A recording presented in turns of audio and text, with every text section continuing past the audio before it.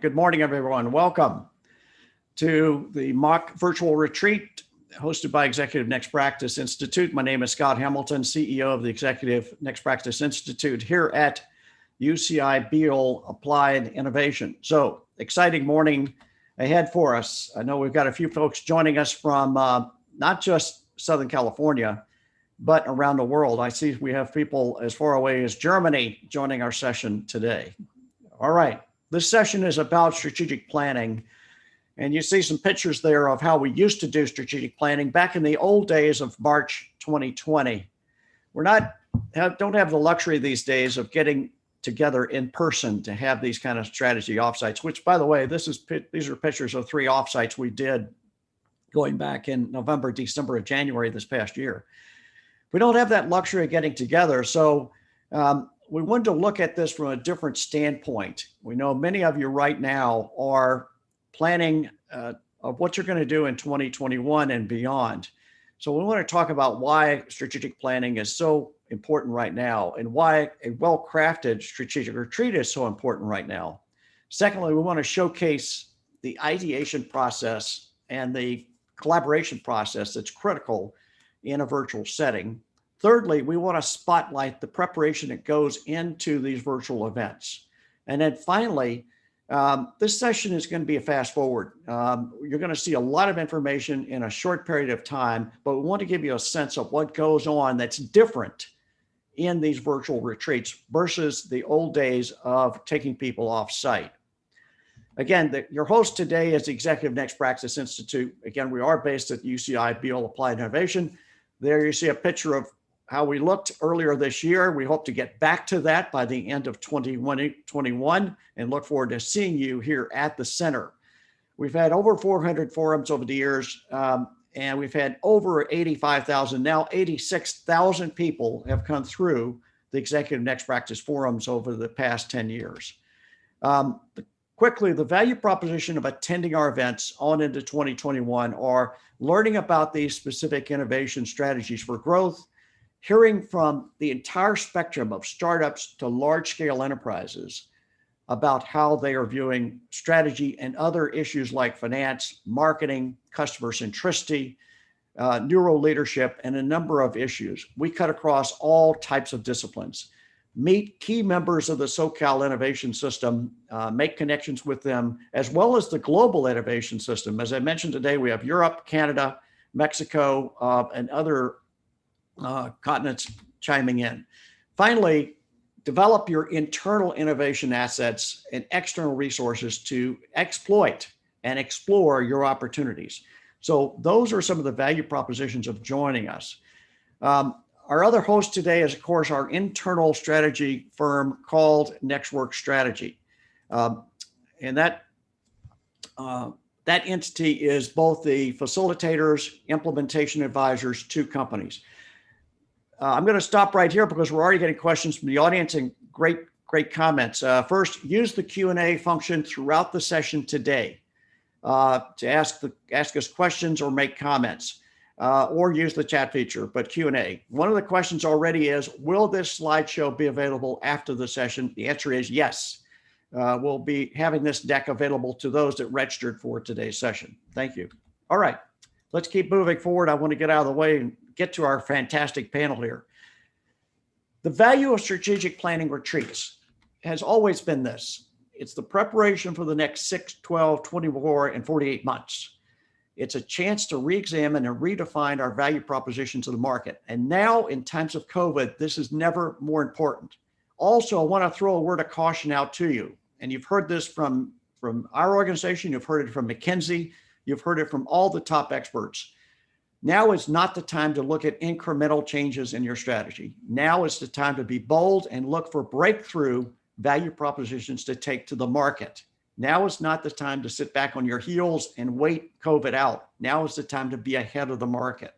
So with that said, we want to examine both external and internal capabilities we have and look at the external opportunities that are coming. And we want to frame strategy within at least 4 lenses: financial, cultural, operational, and the industry lens that we're in and beyond. The word lens there is very important. the lens now, the aperture of your lens is much wider than it used to be. There are more opportunities for you out there.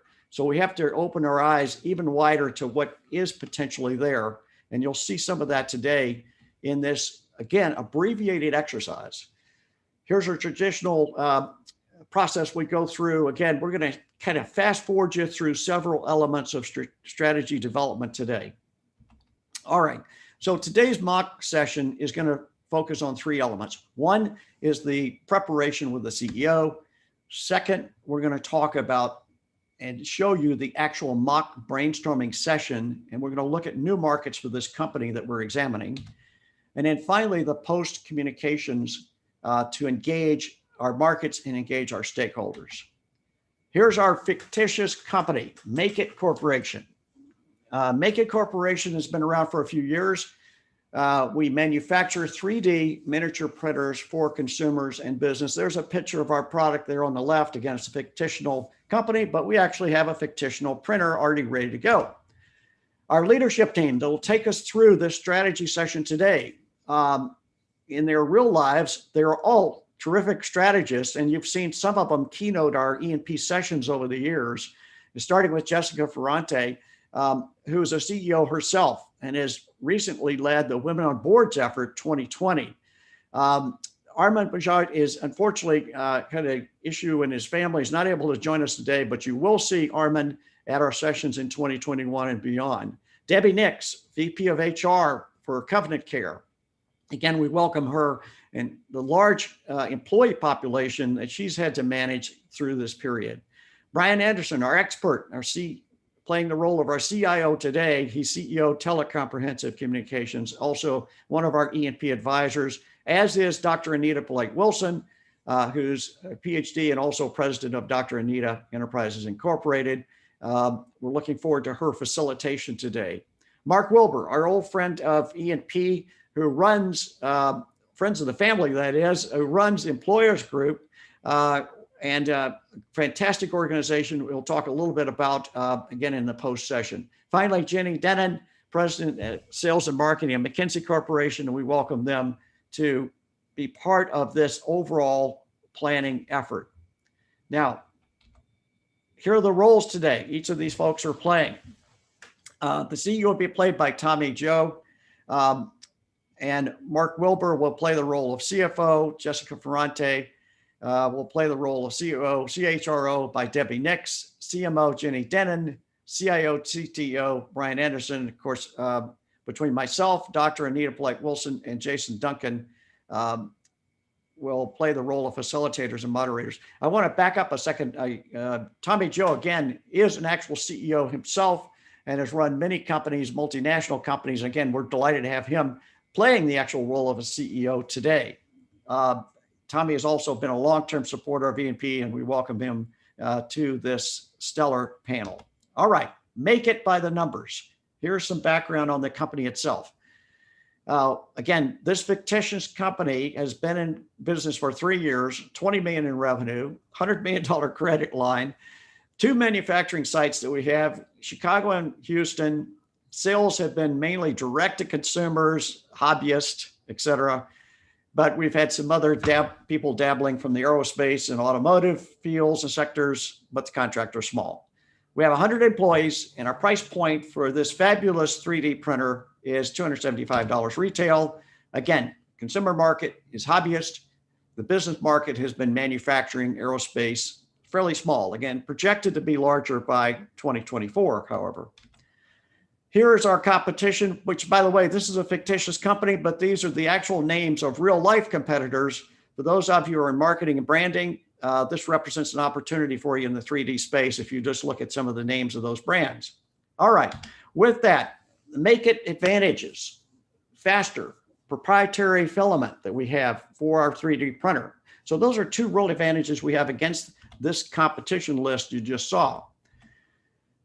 Today, in a normal circumstance, strategically, we would look at the entire value proposition and answer all of these questions about key partners, key activities, et cetera, the overall value proposition.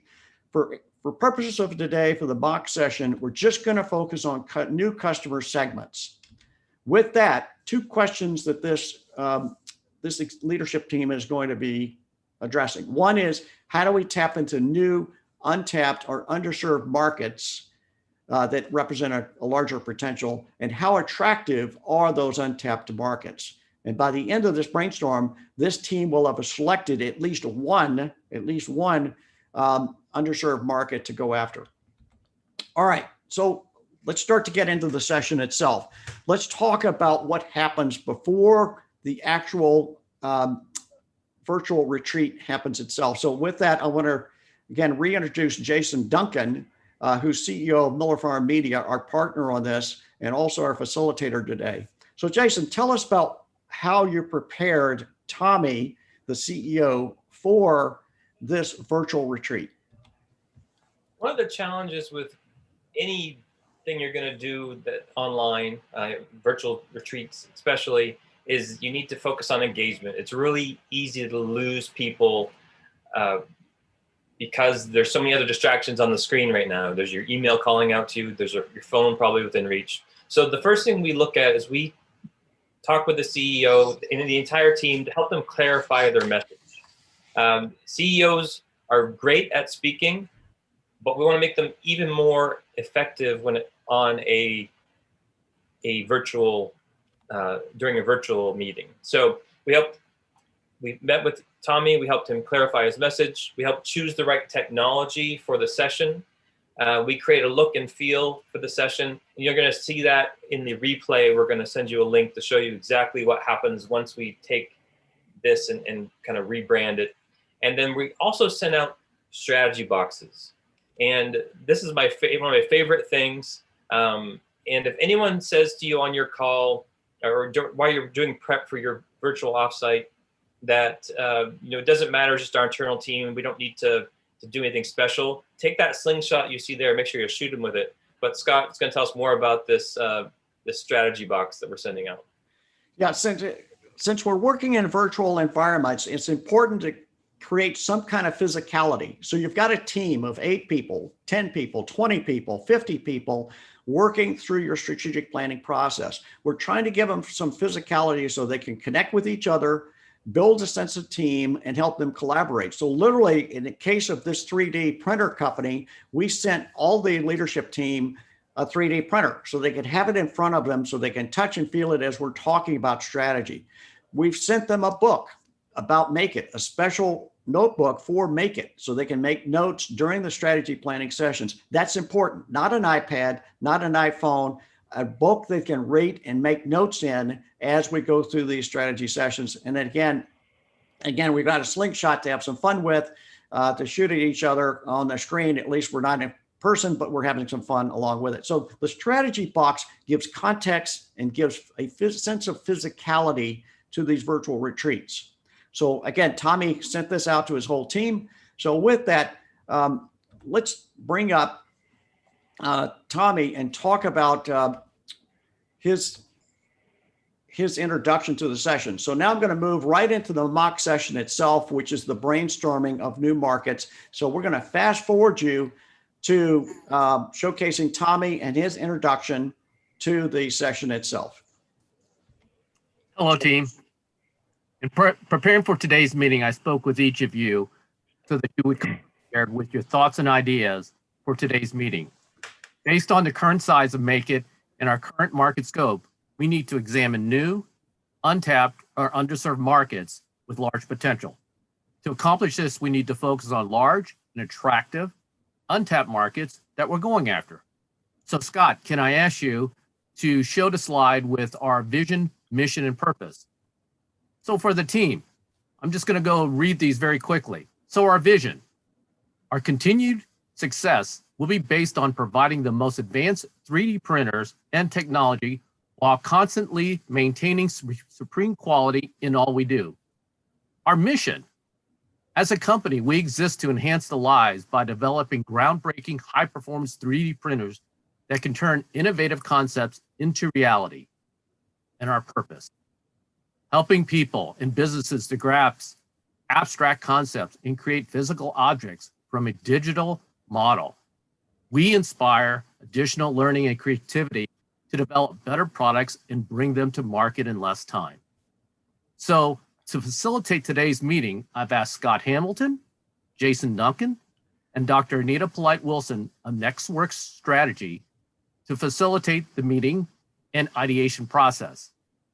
But just remember, the goal of today's meeting is to begin the process to answer the two questions. How can we tap into new, untapped or underserved market with large potential? And how large are those markets that we're going to be going after? So with that, I'll turn it back over to Scott Hamilton, our facilitator. Yeah, thanks, Tommy. Great job, and great job of preparation by Jason. I know you and he worked a lot on not only the preparation, but also the post activity, which we'll get to in a moment. So with that, let's kind of talk about this brainstorming session that you've kicked off for us, Tommy. I know to lead into this session, you and the team have done a lot of work using technology and tools like Slack, Miro, and other collaboration tools. In fact, here is the Slack channel that you have been using for several weeks now to develop the strategy in the markets for Make It. Here's some comments that Brian Anderson, some research he did into the Make It product itself. So again, if you go to the Slack channel, and by the way, for our audience, we're going to give you a peek at this Slack channel after the event. You're actually going to be invited to join this Slack channel, and you can see what the team did. They did some fantastic research, even for a fictional company. Now, the other thing they did was they used an interactive Miro screen, which I'm going to go to right now, and we're going to use this Miro tool to go through the brainstorming exercises to talk about the potential industry sectors and revenue opportunities for Make It. So with that, I'm going to switch screens here and go to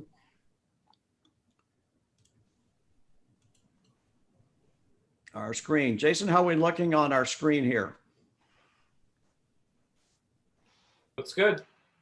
All right, so let's talk about you should see the quadrant in the upper left-hand corner, which talks about industry sectors and revenue opportunities. So we're going to quickly go through all the industry sectors that were developed. So Jessica, let me pull this up here. And if you'll quickly tell us about the additive manufacturing market. Thank you, Scott. I took into consideration the lessons we learned during the first COVID shutdown. Our own factories had difficulties obtaining PPE and necessary machine parts, which caused considerable cost and delay. I looked into the global industrial 3D printing market, which is expected to grow 22% during the next 5 years. Diving down further, I identified several opportunities to enter into underserved markets. And one of these markets was the additive manufacturing market, which is used to manufacture end products such as surgical instruments, prosthetics, and implants. It's expected to grow over 31% in the next 5 years, and it represents a $38 billion opportunity. Unfortunately, one thing we would have to take into consideration is it would require the services of an FDA medical device consultant to ascertain what necessary infrastructure we would need to be compliant with the FDA. Yeah, I think great comments there. Any comments from the team? Reactions, suggestions, questions on this one? No, this definitely would be a lot of potential growth for us, a large market. Yeah, it appears to. Let's keep going here. Ginger, let's take a look at the construction sector. I think you brought that to the forefront. Yeah, we were excited to dig into the construction. So globally, when we started looking at it, it's expected to be worth $1.5 billion by 2027. And one of the things that we're most excited about for this, obviously, it's offering more speed, higher accuracy, and lower labor costs. But one of the big things that we know right now is this global shortage around affordable homes. So we thought that this is a really great, this technology can enable significantly creating faster and economical approaches for that.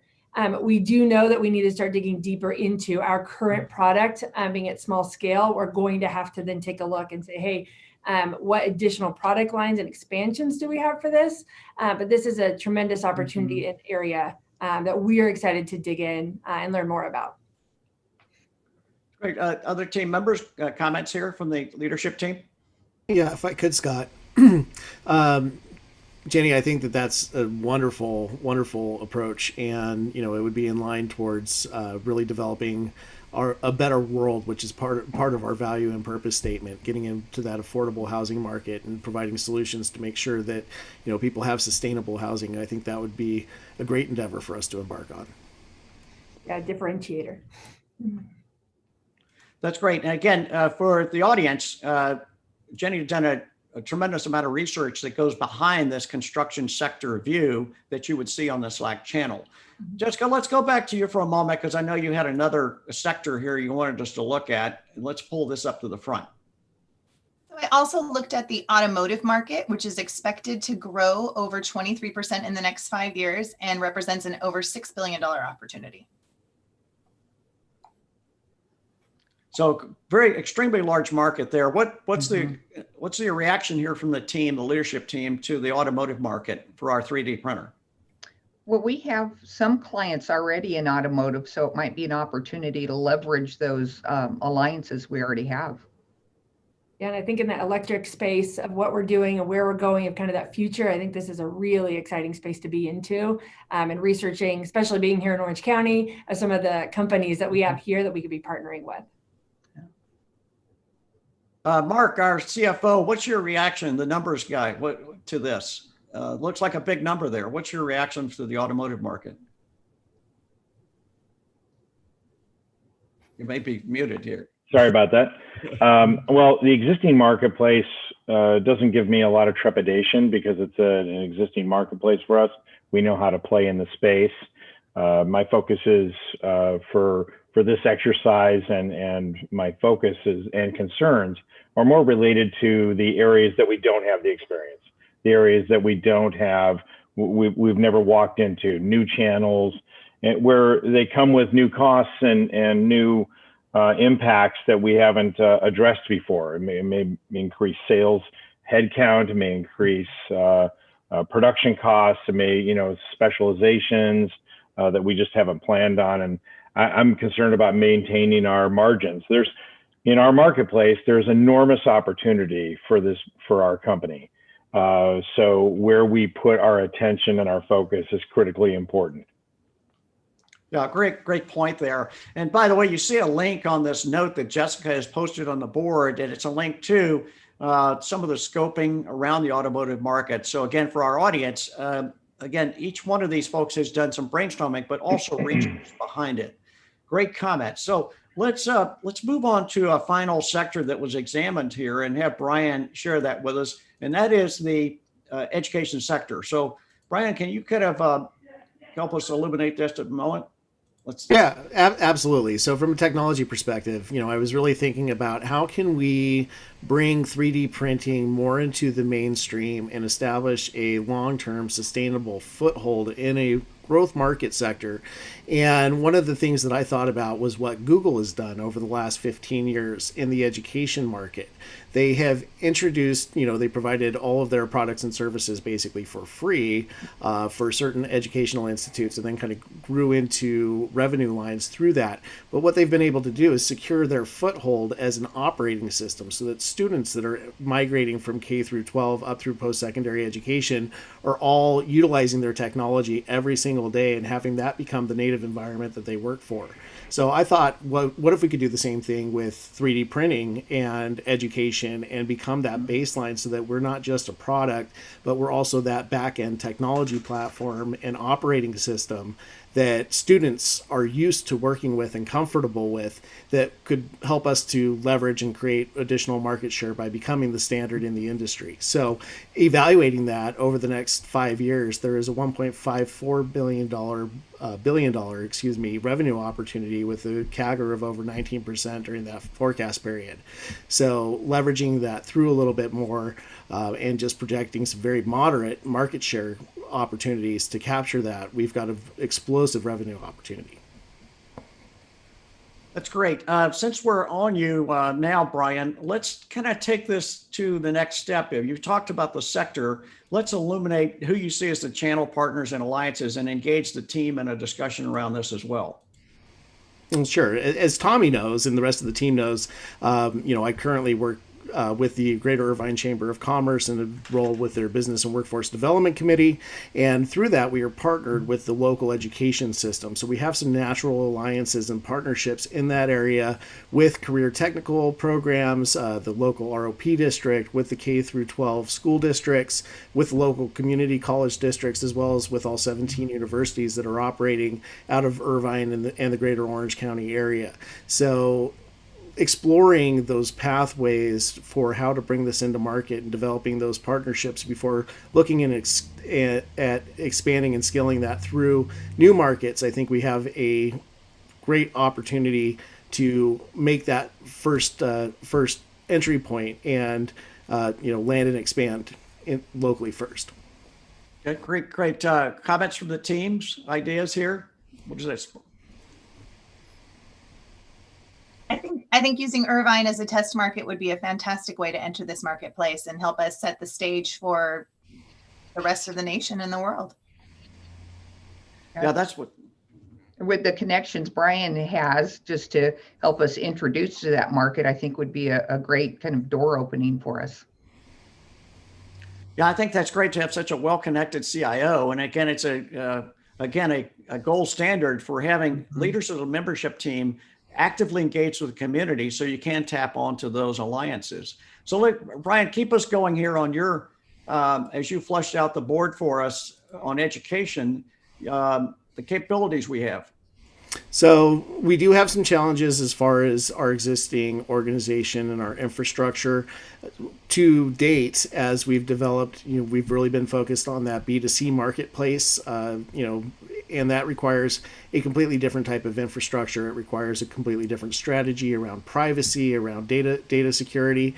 So some of the things that I've identified for us to be able to move into that is we will need to develop new software and technology solutions to address issues with supply chain management, with our sales process and format, how we market, as well as developing a support learning center on the back end portal that would really connect our community of users and operators to be able to interface, share ideas, share projects, and help develop the content that will be useful to other customers as they subscribe onto that. And as we build that body of work, obviously that will become more intrinsic in its own value. So I've estimated a cost of about $1.2 million for the development and testing of those individual systems as well, because we are going to be dealing with school systems and student privacy and some integrations there. My recommendation is that we do some compliance auditing and testing in that environment to make sure that we've got those capabilities and we're not going to be running into any pitfalls.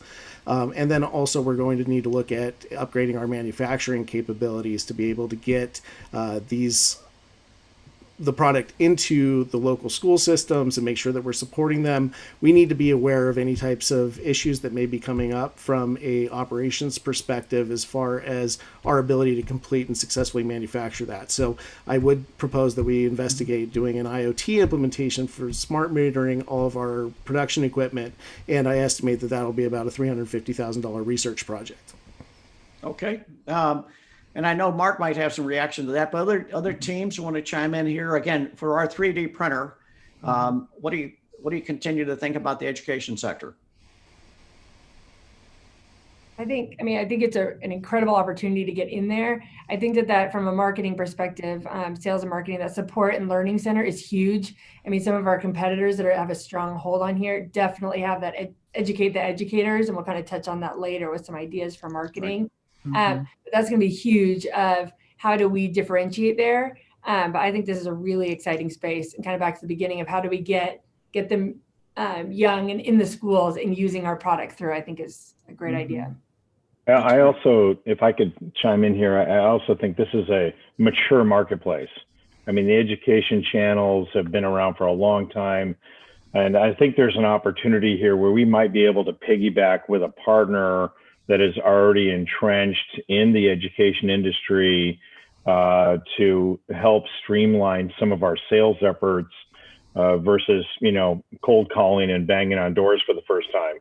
So I think, enlisting some type of a non-competitor partner in this process, even if we end up having to share in some of the value of that chain, I think is worth the effort to explore from a cost standpoint. And it also helps us educate. I mean, it wouldn't be the first time somebody leveraged a partner in a channel to be educated about how to exist and be successful in that channel. Good points. So let's look at one more facet of this education channel, and that is talent. And as we look at our talent needs to enter the education segment, Brian, again, since you led the effort on education, can you share with us what your ideas there about what kind of needs we're going to have in terms of talent? Absolutely. So, to really effectively develop this and do the pilot into just the local market, I believe that we've got some great opportunity here to really increase our development stack. Our current team is really focused on supporting the existing environment with our B2C channel.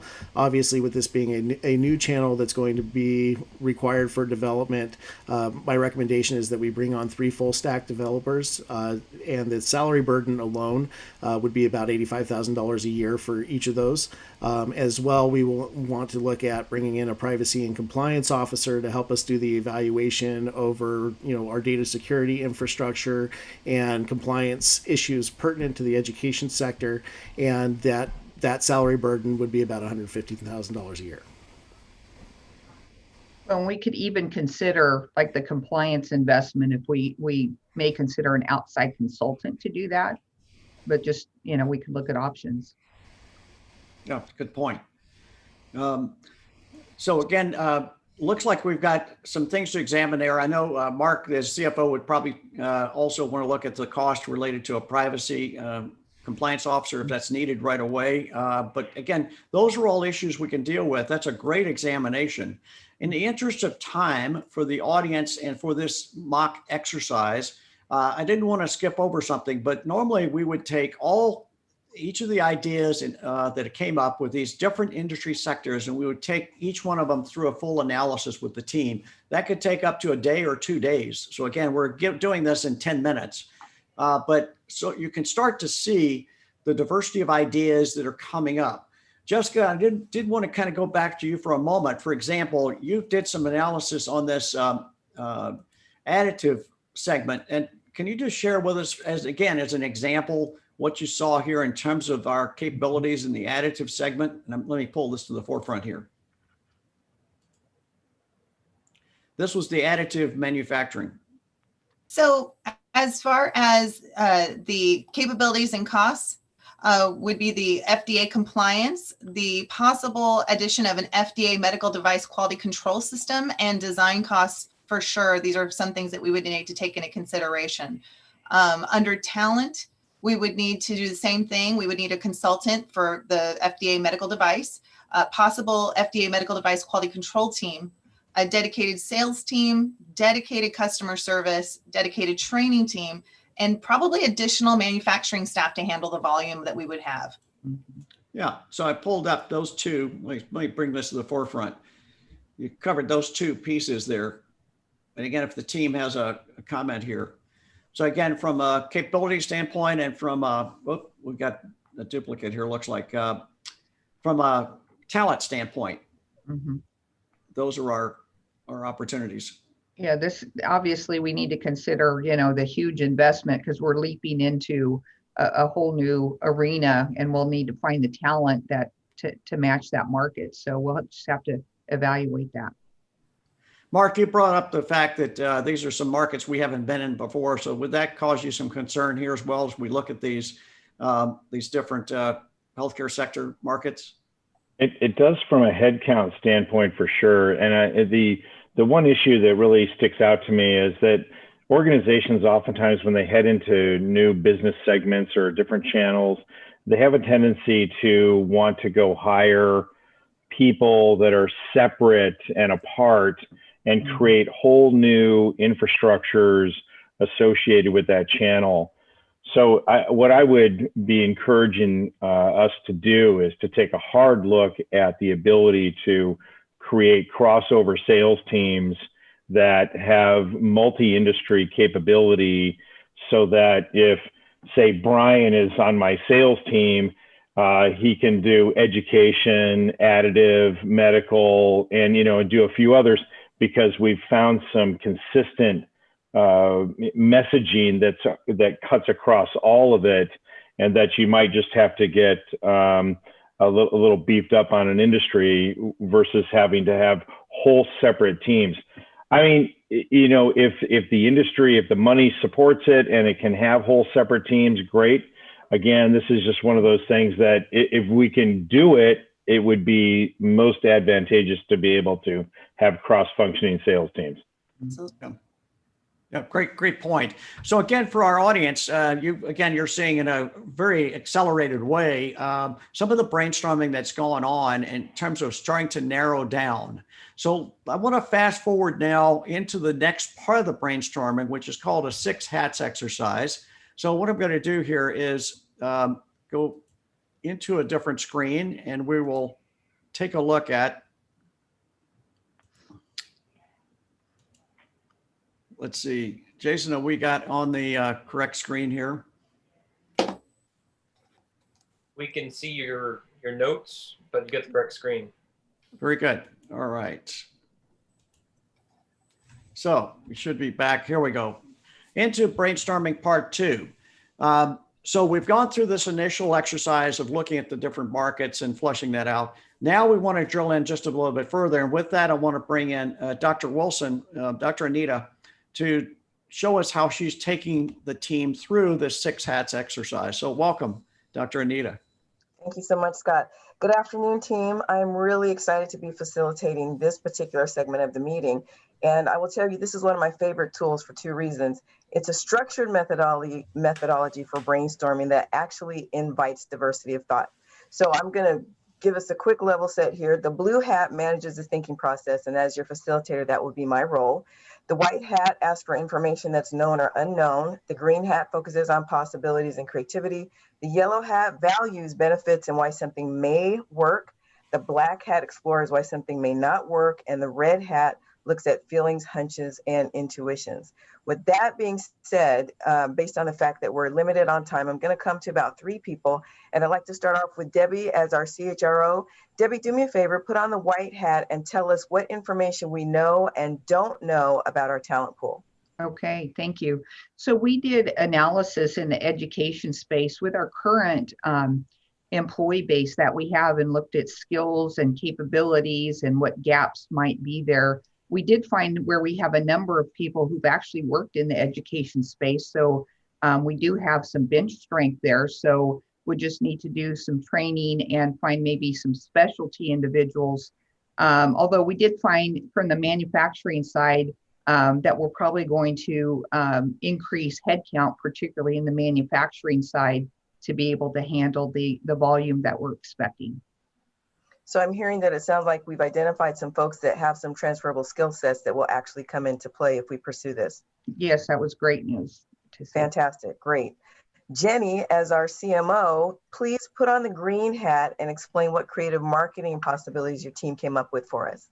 Yeah, I love the green hat to begin with here. But so when we went out, and as we kind of touched on already, we were looking at, there's definitely some strong competitors in this space already that has a strong hold on that educate the educators. But we found and identified a gap really where it's not necessarily showcasing the careers that students can be going into in 3D, using 3D printing. It's more focused on the product and functionality.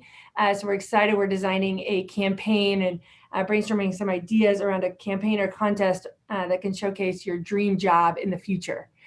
So we're excited. And one of the great things about our product is that we can actually use the output of our product to create customized kits and campaigns. And people love, for marketing purposes, obviously, things that are personalized. So we've identified in Orange County 125 K through 8th grade schools that we're creating kits for them, going to be sending them out and opening up this contest about what's your dream job in the future to be able to utilize this and really dig into this future with the kids and what they want to be. What I love about this idea is that we're obviously tapping a young market that we can actually grow with. So that's a fantastic, fantastic approach. Mark, as our CFO, do me a favor, put on the black hat and tell us what risks there are if this marketing strategy does not increase our market share like we're expecting it will. Well, I'll reiterate a couple of points. One is the increased cost of going after new channels and actually being honest about what you don't know and doing the research behind those costs associated with it. The increased headcount, trying to manage that process by having cross-functional teams that can do more than just one channel at a time. But then there's another whole area here, because you're talking about education, you're talking about kids or young adults, and there's some, it's one thing to take our machines and say repurpose them.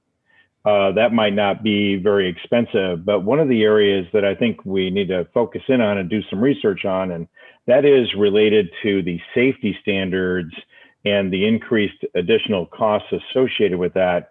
And there's going to have to be, when we send it out to one of our industrial clients, it doesn't have to be all painted and cool looking and everything else. If you notice, when Google goes into this channel in the education market, all the stuff that's distributed looks cool, it's painted cool, gets people's attention. I mean, it's almost more about branding than it is, about anything else. And so I think we need to kind of think through about what we want to be sitting in that classroom, what's it going to look like, and what's going to be required potentially that we may not be aware of from a safety feature standpoint that we haven't considered before that could actually really raise the cost of our production. So if I'm understanding you, based on the information we got from the white hat and our talent pool and the transferable skills that they bring to help us make this a reality, and looking at the green hat and the marketing and the fact that we're starting with a young audience so that we can build some brand loyalty, sounds like this might be a good bet for us to continue to explore down the line. Did I get that right? Absolutely. From my standpoint, I love going after new things. I mean, the CFO always sometimes gets the downer vote, because they're asking the tough questions about things to keep our margins so that we all continue to get paychecks. But at the end of the day, there's just, it's the tough reality of doing business and going after things, that are going to make us better in the future. I mean, these safety things I just mentioned, that might make us be able to go into other markets we haven't even put on our board yet. That sounds like some real possibilities there. With that, we're going to go ahead and pause for now and send it back to Scott.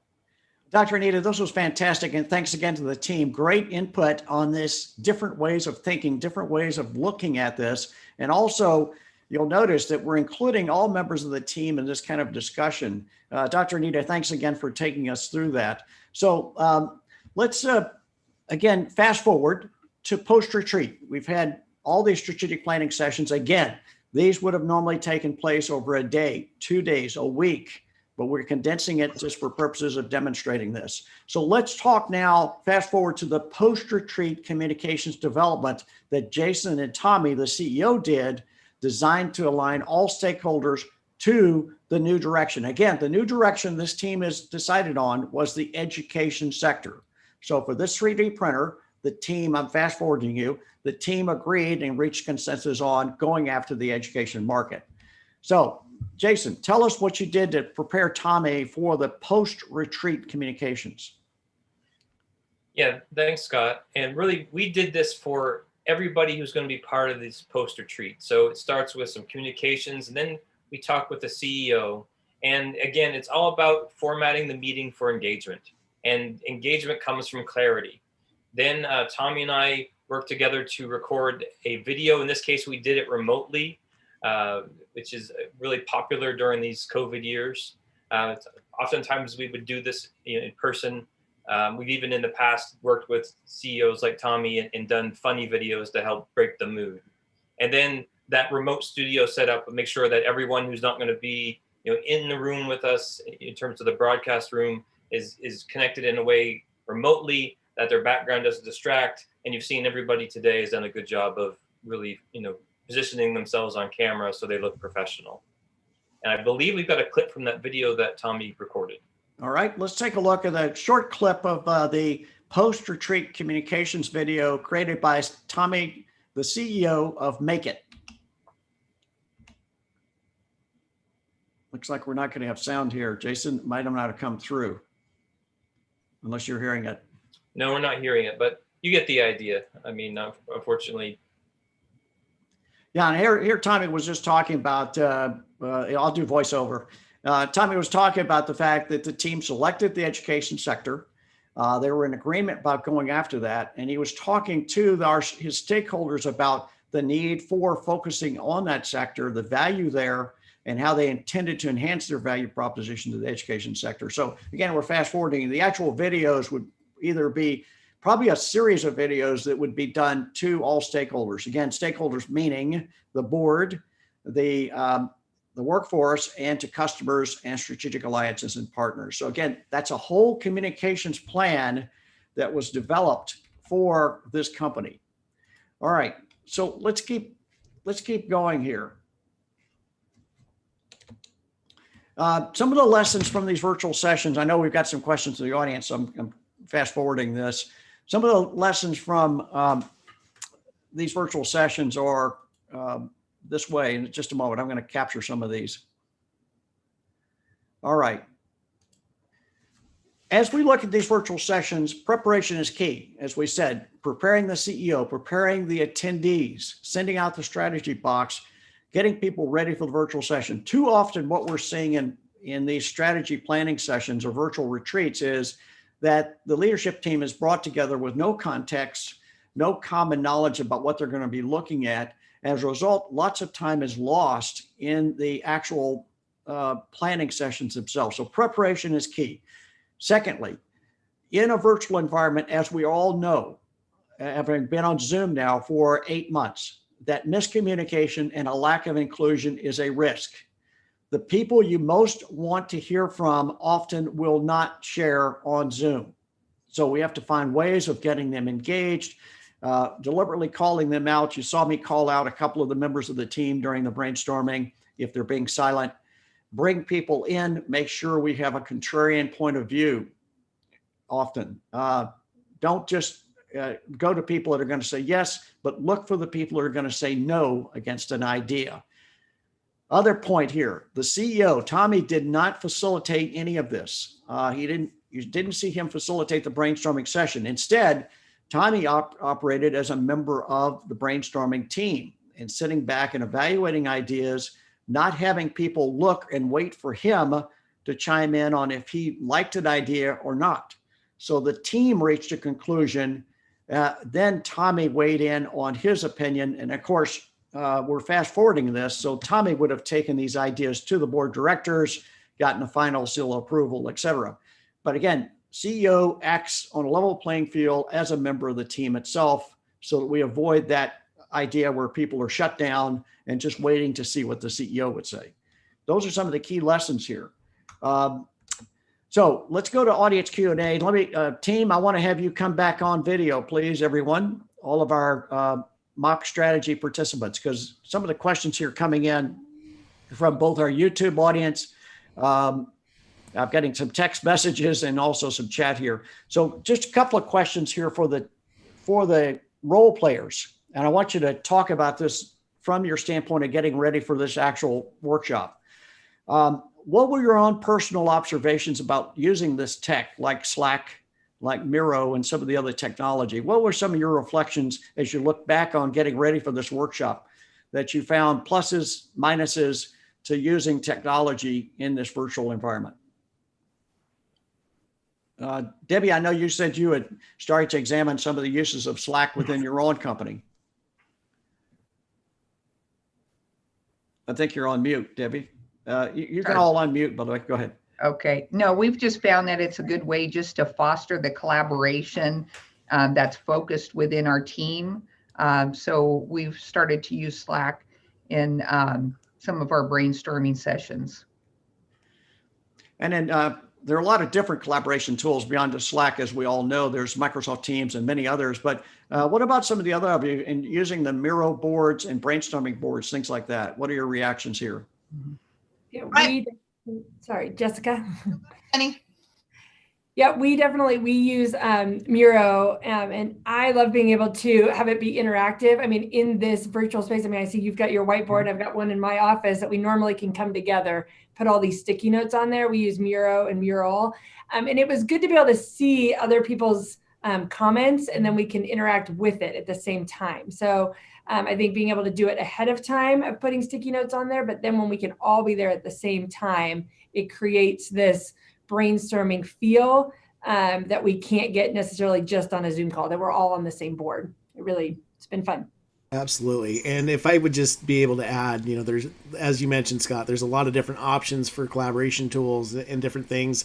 You may have seen in the news that Slack actually just got bought out. They're going to be now integrated and folded in with a different product set. So, different tech stacks have different solutions for that. Google has Jamboard. There's all these different things. So as you're developing those tools and taking a look at how to really, incorporate those into your strategic planning sessions and your strategic technology platform, is make sure that you're working within the tech stack that is going to be able to help you integrate as much as you can and let that data flow into other areas within your infrastructure. As Mark had said, you don't necessarily want to develop a new infrastructure for every new tool that you need to put out there or new market you want to get into. For true. I'll just add on to what Brian just said, because as a team, when we looked at all of the different technologies that are out there, especially going remote and what to use, there's a lot of them out there. And to be able to say, here, let's pick the one or two that people are most familiar with, and so we can get the job done, versus trying to get all of the different technologies out there and spending a lot of time in learning those things when you've got a finite amount of time and you need to be focusing. So I was just going to add that there seems to always be a breakdown with using the technology if every single person in the group doesn't know how to use it or hasn't used it before or just isn't comfortable with using it. So either doing a short training session that everyone can be in so everyone's on the same page and doesn't feel isolated. Because I think the people that are not familiar with the technology can get embarrassed and they don't want to ask for help. Mm-hmm. And then they don't engage and they don't use it. So then once everybody is feeling comfortable, then the technology is successful in being implemented on a team-wide basis. Mm-hmm. But I've seen that happen in teams where one person's posting, no one else is posting, then people stop looking. But if everybody's using it like we did once we were really hitting a groove, it was very successful. Jessica, I think that's a great point, is to have a little mini training session available for everyone, and to be patient with those who are a little less tech savvy than everyone else. I think that's an awesome idea. Maybe even a tech buddy to help them get more comfortable. Thank you for that. And I just want to echo what you said, Jessica. Here's the thing that you can do to get people to embrace it. Let's say you're going to use Slack or you're going to use Teams or whatever. You can actually design some fun games to do, because one of the big issues with this whole COVID mess that we're all living through is engagement. Employee engagement is a huge issue right now. And so, the idea of like, oh God, a whole new, technology and throwing it out there. Well, but the first thing you roll out could be a cocktail party with your employees in the middle of the day, that's just fun, engaging, humorous, what have you. We did that to embrace both Slack and Teams, to weigh the difference between the two, to see what our employees thought about it. And it created some incredible engagement. I mean, that hour went by and it felt like 30 seconds. So Absolutely. Just food for thought. Mark, I love that you brought that up. Scott knows we did a section on this before about gamification in an environment, and this is one of the issues that we're running into right now with the education sector as well. And what's going on with students is that they're not engaged in these online platforms. Engagement is that critical issue. Most employees don't necessarily understand the tech. They don't understand how it ties back to the value of what the organization is trying to get done. If you can bring something fun in, people learn more intuitively through the application of games than they do by taking things as learning content, right? They're not just looking at the information, they need to know the application of it.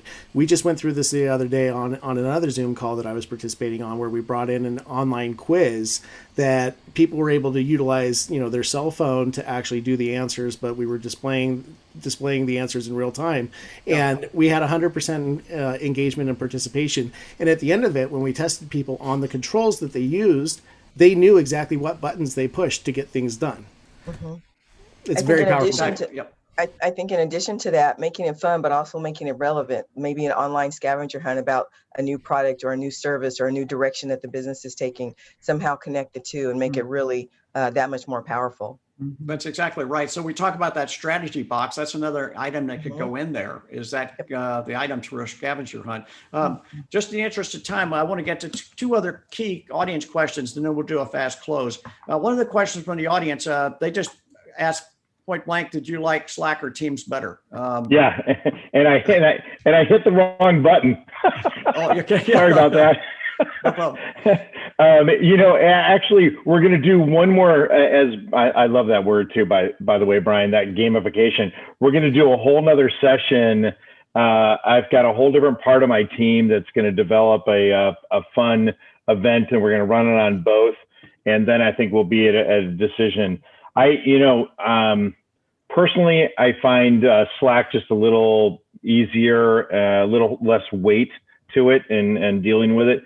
Teams is a classic Microsoft model where they beat it to death for, probably, 2 years.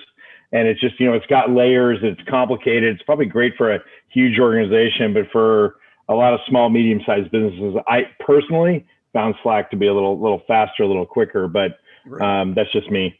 Yeah, agreed. And again, for the audience's purposes, you'll be invited to the Slack channel this team used, so you can see the research they did. Again, it's a fictitious company, so we don't mind you seeing what they said, but the depth of what went into it. Scott, if I could just interject real quick, I see this all the time when working with clients, is what's better, Slack or Teams?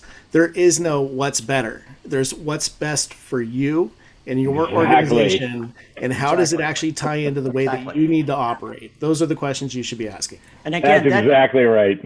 Right. And that goes into, I want to go back to the preparation Jason and Tommy did. One of the things Jason did carefully, we all did, was saying, okay, what kind of technology does this team already use? What have they adopted? What are they comfortable using? Does it fit with their culture?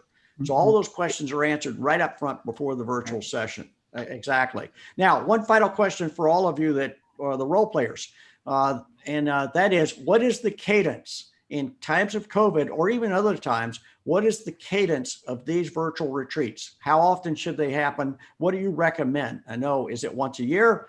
Is it every month? Is it every week? What is the cadence for this type of retreat with your leadership team?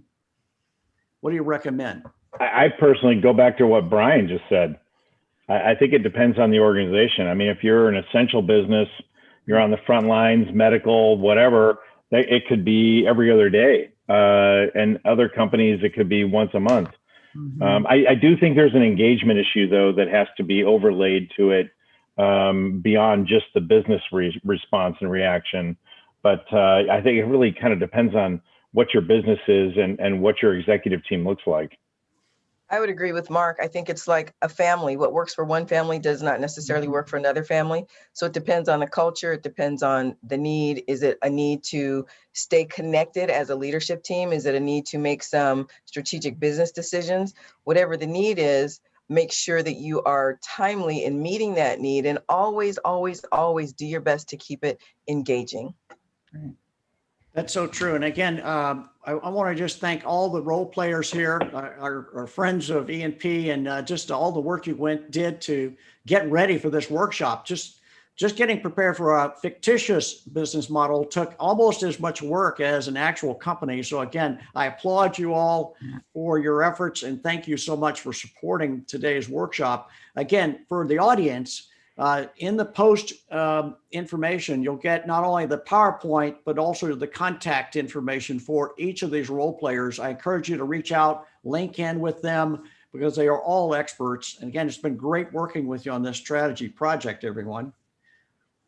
Great job. And then just in closing, a couple of things we recommend. Here's a great book called The Invincible Company. It's based on the business model planning. I suggest you get that. It's a great read. It's online and also in print. Also, tomorrow afternoon, E&P is hosting at 3:30 Pacific time, a new way to accelerate referrals, where we talk about how to expand your advocate and your affiliate networks. That's 3:30 tomorrow afternoon. Again, if you go to our website, which is here, you can join that session. Again, in closing, I just want to thank everybody for their participation today. Great job, great information. Hopefully for the audience, you've been able to see a very fast-paced couple of examples of how to run these virtual retreats. Again, we're here for you if you have questions, and look forward to seeing you hopefully tomorrow if you want to join us for the referral session. Team, thanks again. Great job. Terrific job. I love this team. We should go start a real company. Yeah. Well, let's go. Let's start a real one. Great job. Great job, That would everyone. be phenomenal. Collaboration. Fantastic. We'll see you all at the next one. Take care. Have a great week and a great holiday, everybody. Happy Okay. holidays. I'll leave the screen up for our audience. Thanks again.